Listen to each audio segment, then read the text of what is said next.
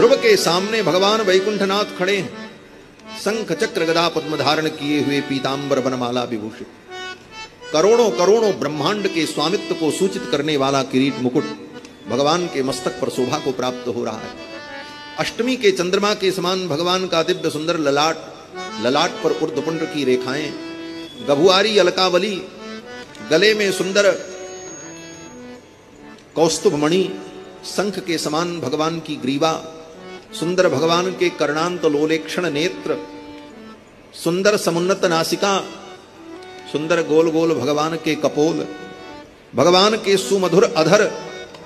जिन अधरों की अरुणिमा को देखकर, जिन अधरों की लालिमा को देखकर आर्य ललनाएं अपने आर्य चरित्र से विचलित हो जाएं, ऐसे भगवान के सुमधुर अधर, जिस अधर रस का पान करने के लिए गोपांगनाओं ने जन्म जन्मांतर तक साधना की, ऐसे भगवान के सुमधुर अधर, भगवान की सुंदर ग्रीवा शंख के समान, उस ग्रीवा में कौस्तुभ मणि, बनमाला, मोहनमाला, मटरमाला, सोने की सतलड़ी, हीरे की पचलड़ी,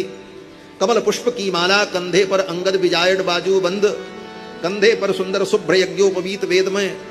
कमर से लिपटा हुआ तड़ित विनिंदक पीतांबर, और उस पीतांबर पर भगवान के कमर में कसी हुई करधनी, जिस करधनी की क्षुद्र घंटिकाओं से सामवेद के मंत्र प्रकट हो रहे, ऐसा दिव्य स्वरूप भगवान। भगवान के सुंदर सुकोमल चरणारविंद,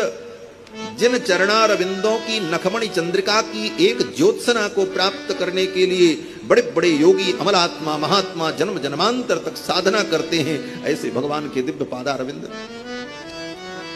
चरण से लेकर सिख पर्यंत भगवान के सुमनोहर दिव्य रूप को देखकर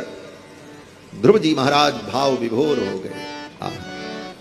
सोचने लगे मैं भगवान की कैसे स्तुति करूं, ये स्तुत्य हैं, स्तुति करने के योग्य हैं।